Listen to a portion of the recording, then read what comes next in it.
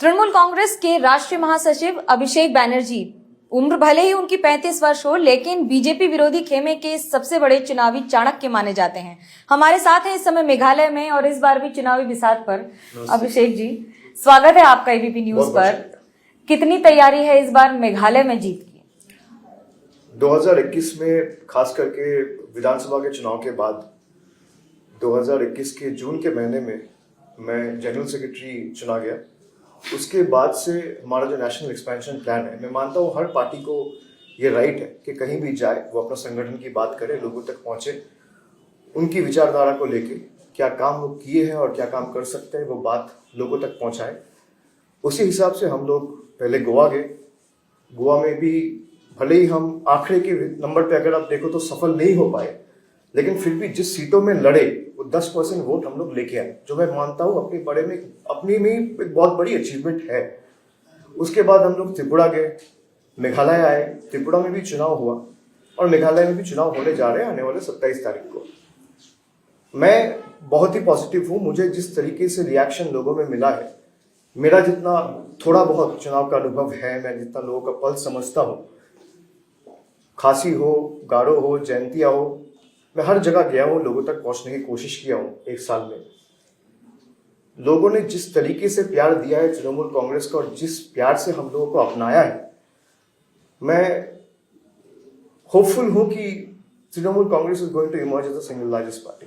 अभी चुनाव आ रहा है, बंगाल में भी पंचायत चुनाव, और हिंसा की तस्वीरें त्रिपुरा में कम हो गई हैं, लेकिन बंगाल में कम नहीं हो रही और सरकार आपकी है, क्या कहेंगे? बंगाल में हिंसा की तस्वीरें कहाँ आ रही है? वायलेंस जो होता रहता है, जो हमेशा चुनाव आते ही कहीं बम फट रहे हैं, जिसमें खुद टीएमसी के लोग भी घायल हो रहे हैं। क्या इसको देखकर आपको तकलीफ होती है कि जो बम फट रहे हैं या बम बन रहे हैं या जो ये सारी प्रक्रिया हो रही है? हम अपनी जो स्टैंड है वो बहुत स्पष्टता के साथ लोगों के सामने रखा है और मैं ये बार बार दोहराया हूँ कि पंचायत चुनाव में पूरा 100% फ्री एंड फेयर पोल होगा।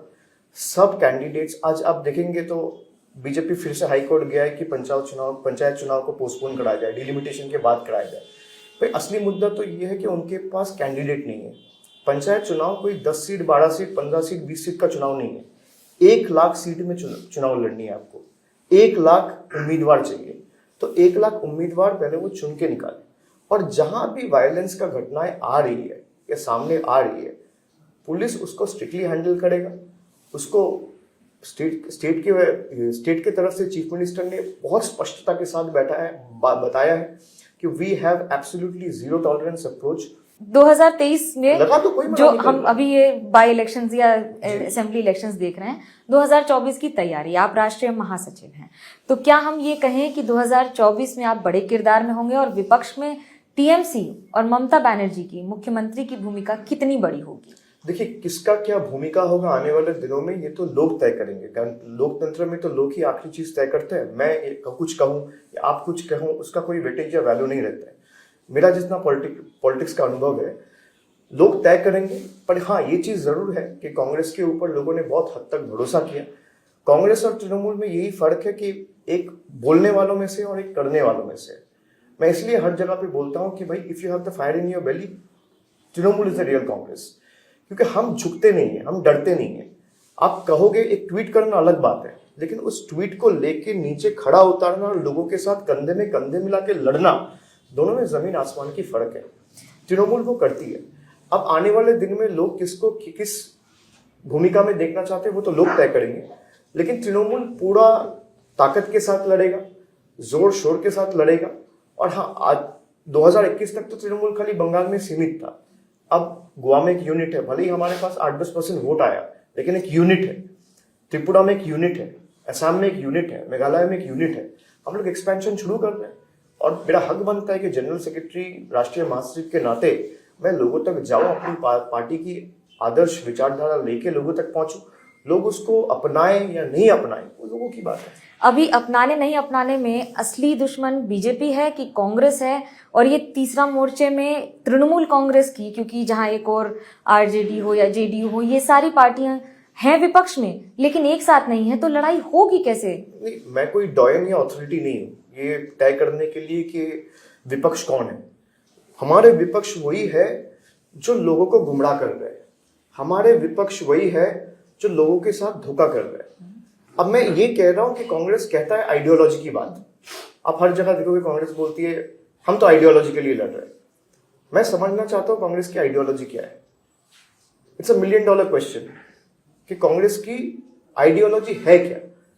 आप एक तरफ बंगाल में सीपीएम के साथ लेफ्ट के साथ अलायंस करते हो और केरल में लेफ्ट के खिलाफ लड़ते हो, तो आपकी आइडियोलॉजी है क्या। आप एआईडीयूएफ के साथ असम में अलायंस करते हो और एक तरफ शिवसेना के साथ अलायंस करते हो। मैं मानता हूं ठीक है वो अपोजिशन यूनिटी के लिए आप कह रहे हो, लेकिन हमने तो अपने आइडियोलॉजी के साथ कॉम्प्रोमाइज नहीं किया। हम तो त्रिपुरा में जाके 2 पार्टी के साथ अलायंस कर सकते थे। मान लो बंगाल में हम सीपीएम को हरा दिया, अब हम कह सकते थे कि भाई त्रिपुरा में हम तो लेफ्ट के साथ लड़ेंगे, लेकिन नहीं, हमने अपना आइडियोलॉजी के साथ कॉम्प्रोमाइज नहीं किया। So it's a long journey, there is no shortcut to reaching success as they say. तो मुझे लगता है कि लोगों को समय देना चाहिए, लोग तय करेंगे भाई कौन क्या करेगा क्या नहीं करेगा, और कौन एक्चुअल विपक्ष है, कौन इस देश की दुश्मन है, कौन इस देश का दोस्त है, कौन कर सकता है कौन नहीं कर सकता है। 24 में लोगों के पास छोड़ना चाहिए। 24 में सबसे बड़ा चेहरा बीजेपी के पास प्रधानमंत्री नरेंद्र मोदी है जी। विपक्ष के पास क्या मुख्यमंत्री ममता बनर्जी सबसे बड़ा चेहरा है, या उनको आगे बढ़ाना चाहिए पूरे विपक्ष को मिलकर? मैं तो समझता हूँ जी। आप अगर कहेंगे क्यों, मुझे लगता है कि ममता बनर्जी एकमात्र महिला मुख्यमंत्री है देश की, और जिस तरीके से ममता जी लड़ रहे हैं, आप एक पार्टी मुझे दिखा दीजिए जो लड़ रहे हैं।